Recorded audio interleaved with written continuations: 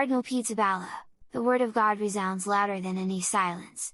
At the Easter Vigil Mass in the Basilica of the Holy Sepulchre, Cardinal Pizzaballa says that Jerusalem, a city marked by the memory of death, and today by so many divisions, becomes a place where life is proclaimed. Easter does not begin with a proclamation of victory, but with listening to a story that confronts death to reach life.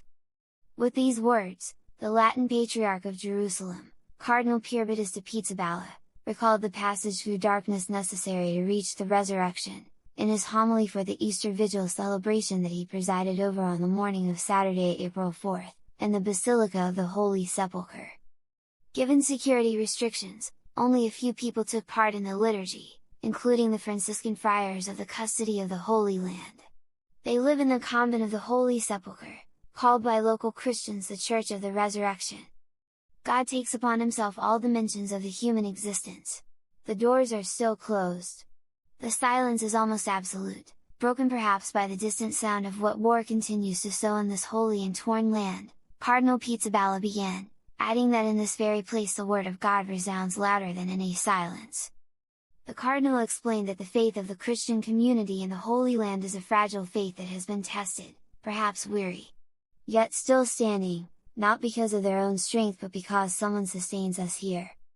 God did not choose an escape route, he said, but decided to enter the human condition in its most profound reality, taking upon himself all the dimensions of human existence, including that which we unfortunately experience often today in a violent way, pain and death. The Patriarch noted that the long liturgy of the Word led the faithful, step by step, to the Gospel of Matthew, where the angel of the Lord rolls back the stone after a great earthquake.